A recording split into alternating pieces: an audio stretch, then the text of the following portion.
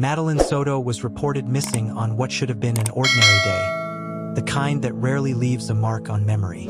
She had plans, routines, people who expected to hear from her. When she didn't come home, concern started quietly. Missed calls, unanswered messages, the assumption that something harmless had delayed her. At first, no one imagined the situation would spiral into a nightmare.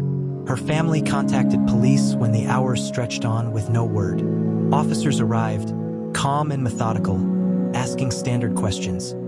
What she was wearing, where she was last seen, who she was with. There were no immediate signs of danger, no frantic messages, no witnesses reporting a struggle.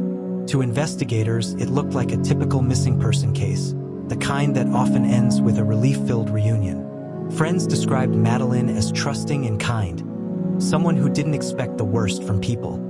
She believed in giving others the benefit of the doubt. That detail would later take on a chilling significance. In the early hours of the search, police focused on the usual possibilities. Maybe she needed space, maybe she stayed with someone overnight, maybe she would return on her own. But cracks began to show. Her phone went silent, not just unanswered but completely inactive. Personal items she never left behind were still at home. A timeline that initially made sense began to feel off by minutes, then by hours. Small details refused to line up, and those inconsistencies lingered in the minds of detectives. As the search expanded, fear replaced optimism. Flyers went up, tips trickled in. Each new lead raised hope, only to collapse under scrutiny. Someone had seen someone who looked like her. Someone thought they heard something unusual. Nothing concrete stuck. Behind the scenes, investigators started asking harder questions. Who was the last person to see Madeline alive? Who had access to her? Who knew her routines well enough to exploit them? The possibility that she hadn't simply disappeared, but had been taken, became impossible to ignore. What no one realized yet was how close the truth really was. The answers weren't hidden miles away or buried deep in some remote location.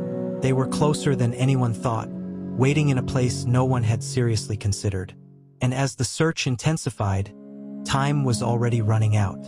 As the search for Madeline Soto intensified, investigators began retracing her final known movements hour by hour. Surveillance footage, phone records, and witness statements were pulled together to form a timeline, but instead of clarity, it raised more questions. The last confirmed sighting placed Madeline with someone familiar, someone who did not immediately stand out as a threat. Police interviewed friends, co-workers, and neighbors. Most